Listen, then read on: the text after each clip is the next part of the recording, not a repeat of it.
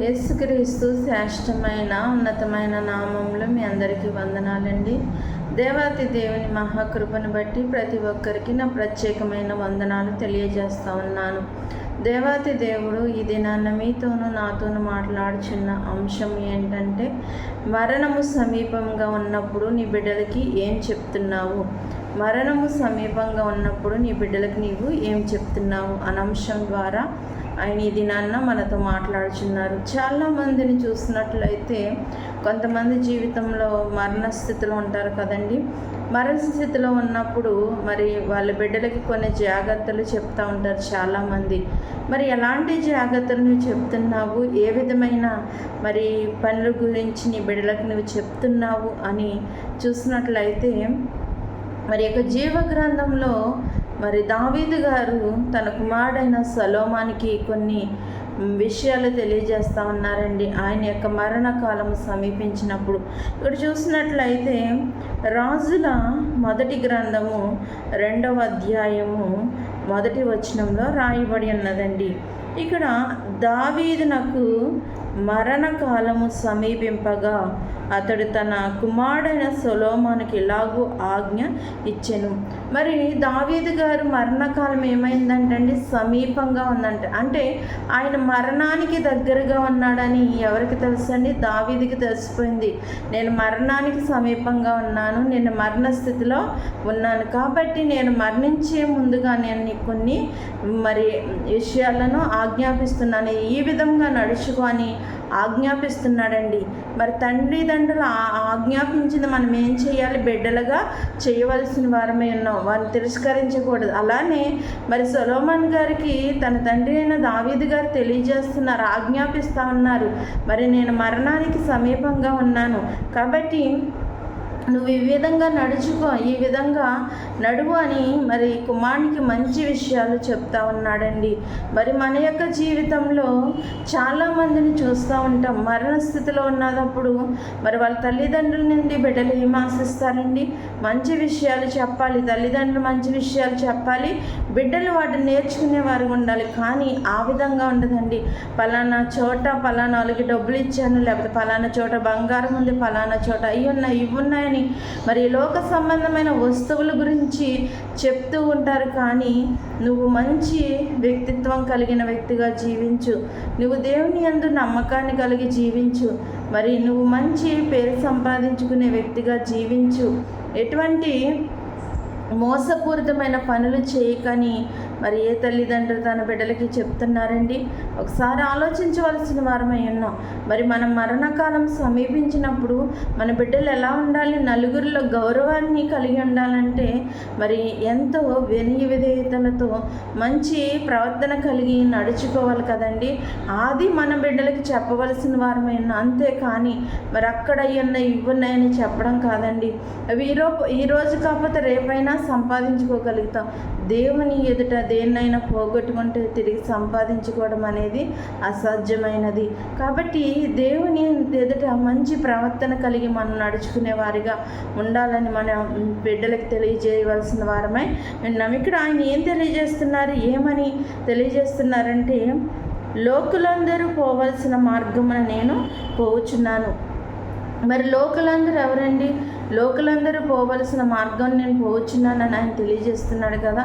అవును, పుట్టిన ప్రతి మనిషి లోకాన్ని మరి ముగించుకొని వెళ్ళిపోవలసిన వారై ఉన్నారు. అది చిన్న బిడ్డలు అవనివ్వండి, యవనస్తులు కానివ్వండి, వృద్ధులు కానివ్వండి, నడు వయసులో ఉన్నవారు కానివ్వండి, మరి ఎవరైనా కానివ్వండి, మరణం అనేది కంపల్సరీ జరుగుతూ ఉంటుంది. ఈ భూమి మీద పుట్టిన ప్రతి వ్యక్తికి కూడా మరణం అనేది ఉన్నది. కాబట్టి దావీదు గారు కూడా తెలియజేస్తున్నారు, లోకులందరూ పోయిన మార్గం నేను పోవచ్చును. అంటే చాలామంది లోకంలో మరణించారు, అదే మార్గంలో నేను కూడా మరణానికి వెళ్ళిపోతున్నానని మరి తన కుమారునికి తెలియజేస్తూ ఉన్నారండి. చాలామందికి లోకానుసారంగా ఉన్న వ్యక్తులు కూడా వాళ్ళ మరణ సమయం కొంతమందికి తెలిసిపోతూ ఉంటుంది. వాళ్ళ మరణము, నేను మరణిస్తానని కొన్ని విషయాలు మరి కుటుంబానికి తెలియజేసే వాళ్ళు చాలామంది ఉంటారు. అలానే దావీదు గారికి కూడా తెలిసిపోయిందండి ఆయన మరణిస్తున్నారని.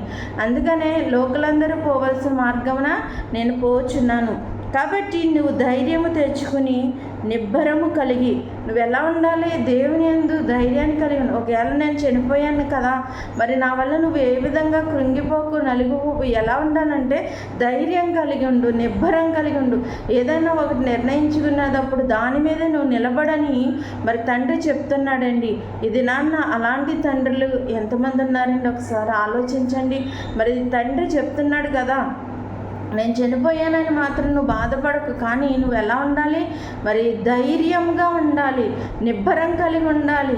నువ్వు పడిపోయే స్థితిలో ఉండకూడదని మరి ధైర్యాన్ని ఇస్తా ఉన్నాడు తండ్రి కుమారునికి. మరి అలాంటి ధైర్యాన్ని మన బిడ్డలకి ఇచ్చేవారిగా ఉన్నామో ఒకసారి ఆలోచించవలసిన వారమై ఉన్నాము. అంత మాత్రమే కాకుండా మరి నీ దేవుడైన యెహోవా అప్పగించిన దానిని కాపాడి ఆయన మార్గమును అనుసరించి నడిచిన ఎడల నీవు ఏ పని పూనుకునను ఎక్కడ తిరిగినను అన్నిటిలో వివేకంగా నడుచుకుందువు. అంత మాత్రమే కాదు, నీవు దేవుడు ఏదైతే పనిని అప్పగిస్తున్నాడో దాన్ని ఆ మార్గమందు నువ్వు నడువు. దేవుడు చెప్పిన మార్గంలో నువ్వు నడుచుకో. దేవునికి ఆజ్ఞాపించినట్లుగా నువ్వు చెయ్యి. అప్పుడు నువ్వు ఎక్కడికైనా వెళ్ళి ఏమన్నా చెయ్యి, నీకు దేవుడు ఏం చేస్తాడు? మంచి జ్ఞానాన్ని ఇస్తాడు, మంచిగా నువ్వు చేయగలుగుతావని మరి తండ్రి తెలియజేస్తూ ఉన్నారండి.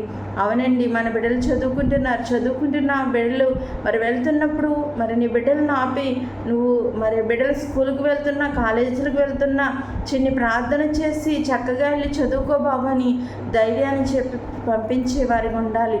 మరి అలాంటి రీతిగా తల్లిదండ్రులు ఉన్నప్పుడు దేవుని యొక్క కృప ఆశీర్వాదము మరి మన బిడ్డలపై ఉన్నప్పుడు వాళ్ళు ఏ విధంగానూ తొట్టిల్లిపోరండి. దేవుని కాపుదల సంరక్షణ వాళ్ళని అనుక్షణము కాపాడి ఏ తప్పిదములో పడిపోకుండా, ఏ పాపంలోనూ పడిపోకుండా వాళ్ళని కాపాడుతూ ఉంటుంది. ఇక్కడ దావీదు గారు సొలొమోనుకి తెలుస్తున్న, నువ్వు దేవుని మార్గం అందే నడువు. నీవు దేవుడు ఏదైతే అప్పగించుచున్నాడో ఆ పనిని మాత్రమే చెయ్యి అని మరి తండ్రి చెప్తున్నాడు. అలానే మనకి తండ్రి ఏదైతే మనకి పని అప్పగించాడో దాన్ని చేయడానికి మనం ముందుకు కొనసాగి నడిచేవారు ఉండాలండి. దేవుడు అప్పగించిన పనిని మనం సంతృప్తిగా పూర్తి చేసేవారిగా ఉండాలి. అలాంటి జీవితాన్ని కలిగి ఉన్నప్పుడు దేవుడు అధికమైన ఆశీర్వాదాలు మరి మనకు అనుగ్రహిస్తూ ఉంటారు. దావీదు గారు మరి తన కుమారుడైన సొలొమోనుతో ఎంతో చక్కగా చెప్తా ఉన్నారండి. నేను అందరూ వెళ్ళిపోవలసిన మార్గాన్ని వెళ్ళిపోతున్నాను కాబట్టి నువ్వేమీ బాధపడకు, భయపడకు, ధైర్యం కలిగి ఉండు, నిబ్బరము కలిగి ఉండు. దేవుడు నీకు ఏదైతే అప్పగించుచున్నాడో ఆ పనిలో నువ్వు ఆయన మార్గంలో నడువు. ఆయన చెప్పిన రీతిగానే ఆయన నీకేదో అప్పగించాడో దాన్ని చెయ్యి అని మరి తన కుమారునికి తెలియజేస్తూ ఉన్నాడు. ఈ దినాల్లో కూడా మన బిడ్డలకి మనము ఆ విధమైన విధానాన్ని నేర్పించేవారు ఉండాలి. మన తండ్రి ఏదైతే అప్పగించుచున్నాడో ఆ పనిని మనం నమ్మకంగా పనిచేసేవారు ఉండాలి. అలాగూ జీవించినట్లయితే దేవుడు అధికంగా ఆశీర్వదిస్తాడండి. మరి ఇక్కడ ఆయన అందుకే కదా తెలియజేస్తున్నాడు. మరి ఆయన అన్నీ చెప్పిన రీతిగా నడుచుకుంటున్నాడు కదండి. అలాగూ నడుచుకున్నట్లయితే మోషే ధర్మశాస్త్రములలో రాయబడుచున్న దేవుని కట్టడలను ఆయన నియమించిన నియమములను గైకొనుము. మరి మోషే ధర్మశాస్త్రాన్ని ఏ విధంగా అయితే అవలంబించి ఆ ధర్మశాస్త్రాన్ని ఆయన ఆజ్ఞల్ని గైకొని నడుచుకొని మరి కుమారునికి ఆజ్ఞాపిస్తూ ఉన్నాడు. ఇలాంటి ఆజ్ఞాపించే తండ్రులు ఎంతమంది ఉన్నారండి? చాలామంది బిడ్డలు ఈ దినాల్లో తప్పుడు మార్గాల్లో వెళ్ళిపోతూ ఉన్నారు. భయంకరమైన పాపంలోనికి వెళ్ళిపోతున్నారు. మరి భయంకరమైన అలవాట్లు చేసుకుంటూ ఉన్నారు. మరి అలాంటి బిడ్డలకి తల్లిదండ్రులు ఏం చెప్తున్నారండి? బాబు నువ్వు ఆ మార్గంలో వెళ్ళకూడదు నాన్న, అది తప్పుడు మార్గం అని నచ్చి చెప్పే తల్లిదండ్రులు ఎంతమంది అండి? తల్లిదండ్రులు మోసపుచ్చి ఎంతమంది అలాంటి పాపములు చేసే బిడ్డలు ఉన్నారు? ఒకసారి ఆలోచించవలసిన వారమై ఉన్నాం. కాబట్టి మనం ఏమీ చేయలేం, కానీ దేవునికి ప్రార్థన చేసే అవకాశం ఉంది కదండి. ప్రార్థన ప్రతి పరిస్థితిని మారుస్తుంది. మరి మన బిడ్డలు ఇలా చేస్తున్నారన్నప్పుడు మనకు తెలిసినప్పుడు వాళ్ళు తెలియకుండా ఎంతో విధాలుగా మరి ప్రయత్నిస్తూ ఉంటారు. మరి ఏదో ఒక రూపంలో అది మనకు తెలుస్తూనే ఉంటుంది. కాబట్టి తెలిసిన సమయంలో వాళ్ళ నిమిత్తం మనం ప్రార్థన చేయాలి. తండ్రి నా కుమారుడు ఈ విధంగా ఉన్నాడు, మరి తన చెడు అలవాట్లకు గురైపోయాడు, వ్యసనాలతోనూ చెడు సహవాసాలు కలిగి ఉన్నాడు, వాటన్నిటి నుంచి విడిపించయ్యా అని దేవునికి ప్రార్థించే తల్లిదండ్రులుగా మనం ఉండాలండి. మరి మన ప్రార్థన అయిన దేవుడు వాళ్ళ హృదయాన్ని కదిలింపచేసి వాళ్ళు ఎంత పాపపు స్థితిలో ఉన్న, ఎంత భయంకరమైన పాపపు స్థితిలో ఉన్నప్పటికీ కూడా మరి దేవుడు విడిపించి గొప్ప వ్యక్తులుగా మార్స్తాడు. అలాంటి వారు జీవగ్రంథంలో ఎంతోమంది ఉన్నారు కదండి. మరి మనము మన బిడ్డలకి ఏం చెప్తున్నాం? ఇది నాన్న మరి ఇక మరణ స్థితిలో ఉన్నప్పుడు మన బిడ్డలకి మనం ఏం నేర్పిస్తున్నాం అనేది ఒకసారి ఆలోచించవలసిన వారమై ఉన్నాం. మన మరణము సమీపిస్తుందని మనకు తెలిసినప్పుడు మన బిడ్డలకి మంచి విషయాల్ని ఆజ్ఞాపించే వారిగా ఉండాలి. అటు రీతిగా మనం ఉండాలంటే మనము కూడా మొదటిగా దేవుని యందు భయభక్తులు కలిగి, విశ్వాసాన్ని కలిగి, నమ్మకం కలిగి మనం మొదట జీవించినట్లయితే మన బిడ్డలకి మనము వాటిని నేర్పించగలుగుతాం. కాబట్టి అటు రీతిగా ఉండడానికి పరిశుద్ధాత్మ యొక్క వాక్యము ప్రతి ఒక్కరి జీవితాల్లో ఫలింపచేయనుగాక. ఆమె చిన్న ప్రార్థన. మహోన్నతుడ, మహిమగల రాజా, సర్వోన్నతుడ, సర్వాధికారి, నీకు వందనాలు, స్తోత్రాలు ప్రభా. ఇది నాన్న తండ్రి నాయన ప్రభా, మాతో మాట్లాడిన అంశాన్ని బట్టి వందనాలు, స్తోత్రాలయ్యా. నాయన మరణము సమీపంగా ఉన్నప్పుడు నాయన తండ్రి కుమారునికి ఎటువంటి విధమైన విషయాలు నేర్పించాలి, మరి ఏ విధంగా నడుచుకోవాలని నాయన ప్రభా ధైర్యాన్ని కలిగి నడుచుకోవాలని, నిబ్బరం కలిగి నడుచుకోవాలని దావీదు గారు తన కుమారునికి మరి చూపిస్తున్నారు. దేవుని మార్గంలో నడవాలని తండ్రి నాయన, ఆయన చెప్పిన పనిని బాధ్యత కలిగి చేయాలని తండ్రి ఏ విధంగా అయితే తండ్రి తెలియజేస్తున్నారు, అలానే ఈ లోకానుసారంగా ఉన్న మేము తండ్రి నాయన మా యొక్క కుటుంబాల్లో, మా జీవితాల్లో, మా బిడ్డలకి నాయన ప్రభా అటువంటి అమూల్యమైన విషయములు చెప్పి నాయన ప్రభా నీ మార్గంలో నడిపించేవారుగా నాయన ప్రభా నాయన కృప చూపించమని అడుగుచున్నాను. నీకు వందనాలు, లేఖనాన్ని బట్టి వందనాలు, స్తోత్రాలు తండ్రి. ఇవి మా జీవితాన్ని సరిచేసేవిగా నాయన ప్రభా నాయన నీ కృప చూపించమని ప్రభా చిన్న ప్రార్థన, దేన ప్రార్థన నీ సన్నిధానం చేర్చుకోమని నజరుని యేసు నామములో అడుగుచున్నాం తండ్రి. ఆమేన్. అందరికీ వందనాలు.